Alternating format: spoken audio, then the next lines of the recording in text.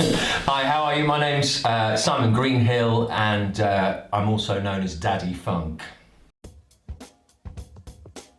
So the name's inspired, in the 90s I was in a band called Funkabubble, and the young lead singer of the band, his name was Ed. He was a lot younger than me. I was about 28 and I just was newly married and I had my first daughter, and he was 17 and a bit of a lad. So it was a piss take. He was just like, yeah, Daddy Funk, Daddy Funk. And I was like, do you know what, Ed, I'm having that and I'm going to use it. And I've used it ever since. It's now a registered trademark. And so yeah, Daddy Funk. Okay, so Daddy Funk Drums it's mainly a drum tuition business, and that's been going for nearly 3 decades now. But it's also, I do master classes, I'm involved in various projects. There's also merchandising, such as this and that. And I have my music out worldwide, so I've got 4 albums out at the moment as a recording artist. That's an interesting question. It's the cult of personality in a funny sort of way, because I've always been a professional musician and somebody who was a professional creative, so I got heavily involved in fashion at one point. But the business is, really at its core, it's about drum teaching. So it's about teaching a variety of people, now I would say up to 90% adults, to learn how to get excited about drums. But it's also about putting across the joy of music and the reality of music, because I have been a professional musician most of my life, pretty much all of my life so far, and I think that that's a relatively unusual thing, to be able to spend time around a real player. My interest in drumming began, well, I'm one of these people, this is genuinely true, I'm one of these people who has a memory, and I can trace it back to I was about 3, and I was sat on the kitchen floor because I've got this vivid memory of pots and pans around me and wooden spoons, and I was looking up at my mum, and I know that I must have been around 3 because the place that I remember we left when I was about 4 or 5. So I have an early memory of rhythm and wanting to play drums, and then I physically started taking drum kit lessons at the age of 11 at school. Oh, that's an incredibly difficult question. Okay, well, it has to be Buddy Rich. I saw Buddy Rich when I was 15 at the Royal Festival Hall in London. I went with my drum teacher, David Clifford, plus a whole group of sort of his favourite drum students. For those that don't know, Buddy Rich was one of the great drummers of all time, and it doesn't matter what style you're into. If you're a drummer, generally you have to accept that he was one of the greatest. He was just a magician. He played big band jazz, but there was usually within each and every track there was a drum solo. Then I would say those closely followed by Stuart Copeland from The Police, who was hugely influential in the late 70s and early 80s because he changed the way that people approached a drum kit, myself included, and the sound of the kit as well. Lots of splashes and very high-tuned snare drums was quite unusual at that point. And then I would say probably also John Bonham from Led Zeppelin, who you can't really avoid. And in later years in my career, Gregory Coleman, who played the Amen break, I think is essential to the core of what I'm really into now, which is urban drumming. So speaking of the Amen break, I think it's essentially important. It became a real obsession of mine. I'm really into old school hip hop and drum and bass, And those two genres, still to this day, decades later, use the Amen break. And I did a series of videos which are on my YouTube channel called The History and Progression of Urban Rhythm. And they all start from the Amen break. The Amen break was 6-7 seconds of a piece of just pure drum kit drumming on the B side of a single that won a Grammy by the Winstons.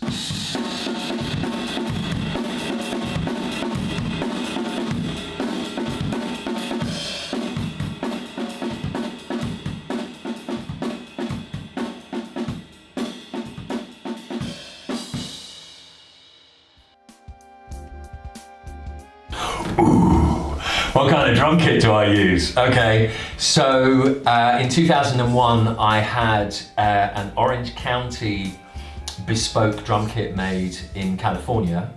I was the first person in the UK to have one of these made, and it's got unusual things like a very shallow bass drum, very shallow, almost flat toms, and this enormous floor tom.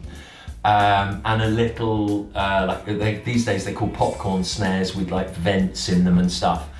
I'm endorsed by Istanbul Agop cymbals, so all of my cymbals are Agop. I'm also endorsed by Yamaha drums, so I have a second kit, and that's a kit that Yamaha drums gave to me as an educator. And yeah, and then I use various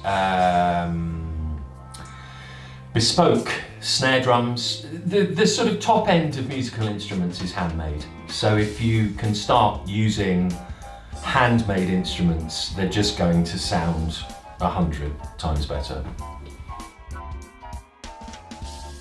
I used to run a lot of bands from sort of the late 80s through until I think I stopped doing live work somewhere around 2014 to 2016, somewhere around there.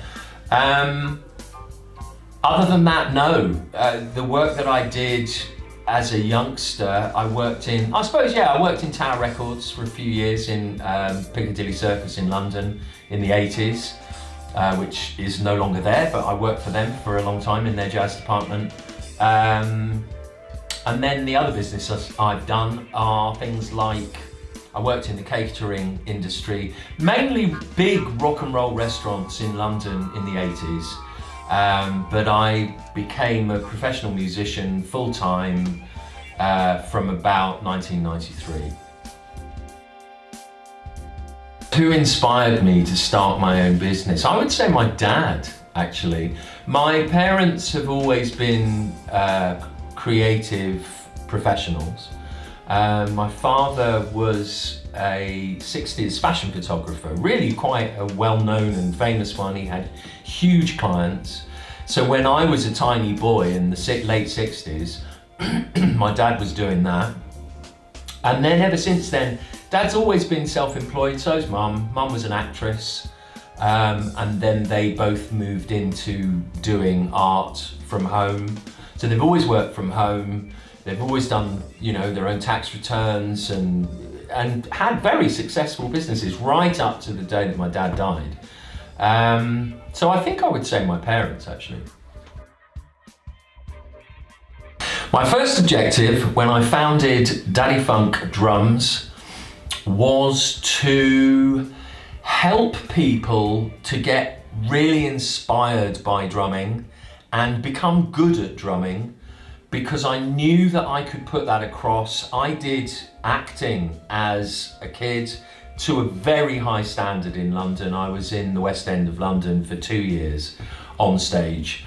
So I thought, well, this ability to speak well is something I can use, as well as my ability to, I've always been a singer, and I've always, I've been doing drums since I was 11. So I thought, well, that's really, my objective is to get people into drumming. And I would say in 3 decades, that has definitely happened. I think what interested me about teaching was, yes, this ability to really get other people as into drumming as me. Drumming is a very interesting thing to do in the sense that there's a very big neurological component. It's four-way coordination, which, other than possibly driving, you don't really do that in anything else. It's extremely visceral. It's a powerful thing to do, but then boys and girls, men and women can do it. And there's something, I mean, if I may say so, there's something quite sort of transcendent about it, really, because I mean, it goes back thousands of years as a form of communication, but then also, I think, as a recognized thing, you know, it has military application for hundreds of years. And then the drum kit was invented somewhere around 1911, is kind of what people believe, for jazz music, which at the time was pop music. So it's an interesting thing because it's relatively young and yet it goes back thousands of years. The future of Daddy Funk drums. I'm really interested in getting more into masterclasses. Something interesting that happened with Daddy Funk drums during the great pandemic is I got more into doing online work. That's opened up my ability to work much further afield. So I live now in Northern Scotland, and I doubt very much I'll ever move from Northern Scotland because I love it. However, I can still teach in London, Manchester, Birmingham, you know, the south coast of England. And the master classes, I think, is the way I want to go. I also want to do more films like this. I'm interested in getting involved in documentaries and putting my ideas across. I recently launched a new website, which is e-commerce. I'm very interested in getting the merchandising, of which there's a variety of different things that one can purchase. I'm interested in opening that up more. Yeah, and of course the next thing that will be happening is I'm going to be doing my 5th album. So there's 4 albums out at the moment on all of the streaming platforms. You can literally buy it and listen to it anywhere in the world. So that's 16 years of recording work, 35 tracks, 4 albums. And that's something I've always been very, very interested in, is recording studio work. I find that the most fascinating as a professional musician because it's a bit like if you're an artist, you want to get your films out there or your paintings out there. And for me, capturing magic on, well, these days it's on hard drives, I think is fascinating. So there is a new album slated, and it's one that I'm very excited to do. So my music partner that I work with, Jamie King, is talking about coming up and staying with me in this house, and we're probably going to spend maybe a week or 2 weeks trying to record an album, bearing in mind that some of my albums, like Superhuman, took 7 years on and off, and Earthfire took 3 years. So it'd be very interesting to see whether we can put an album together in 2 weeks. Expansion for my business. Yeah, I think the main ones really are doing more recorded music over the next 20 years. Masterclasses, really keen on doing masterclasses. Anybody out there? Online masterclasses can be anywhere in the world. Local masterclasses can be anywhere in Scotland. Masterclasses, honestly. I think also getting more close and in touch with my endorsees, because I've had a very good relationship with those guys for some time now, and that's an exciting part of being a drummer. I mean, I have sticks with my logos on. I basically got 6 signature drumsticks. So that's a huge later development in my career, which I think is really important. But yeah, albums, masterclasses, more precise teaching. I now very much choose who I'm going to work with. I don't just work with anybody, because I've been doing it for the best part of 30 years, and I only want to work with people who are able to get inspired and give me something back. How successful have I been? I think very successful. I think had I have got like a major label record contract, it wouldn't have been as good as what I have now. I think the teaching has been amazing. The endorsements, I'm very honoured to be working with Yamaha drums, Istanbul, Agop cymbals, and Los Cabos drumsticks, who I absolutely stand by.